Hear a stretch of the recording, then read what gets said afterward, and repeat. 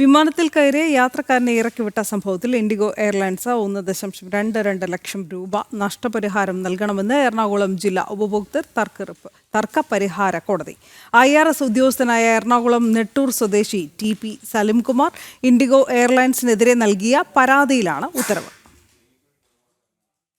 2019 December 14 മുംബൈയിൽ നിന്ന് കൊച്ചിയിലേക്കുള്ള IndiGo വിമാനത്തിൽ ടിക്കറ്റ് ബുക്ക് ചെയ്ത എറണാകുളം നെട്ടൂർ സ്വദേശി TP സലിംകുമാറിനെ വിമാനത്തിൽ കയറി സീറ്റിൽ ഇരുന്ന ശേഷം ഓപ്പറേഷണൽ ടെക്നിക്കൽ ഇഷ്യൂ എന്ന കാരണം പറഞ്ഞ് യാത്ര വിലക്കുകയായിരുന്നു.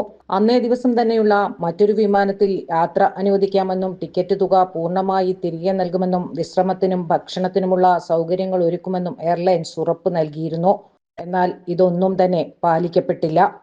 വിമാനത്തിൽ കയറിയ ശേഷം യാത്രക്കാരനെ ഇറക്കിവിടുന്നത് സേവനത്തിലെ ന്യൂനതയാണെന്ന് എറണാകുളം ജില്ലാ ഉപഭോക്തൃ തർക്ക പരിഹാര കോടതി കണ്ടെത്തി.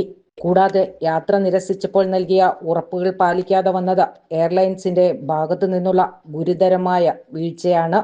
ലോഞ്ച് ആക്സസ് ഇനത്തിൽ അധികമായി യാത്രക്കാരനിൽ നിന്ന് ഈടാക്കിയ 2150 രൂപയും യാത്ര നിരസിച്ച തീയതിയിൽ ബുക്ക് ചെയ്ത സിനിമാ ടിക്കറ്റ് തുകയായ 626 രൂപയും 9% പലിശയോടെ തിരികെ നൽകണം.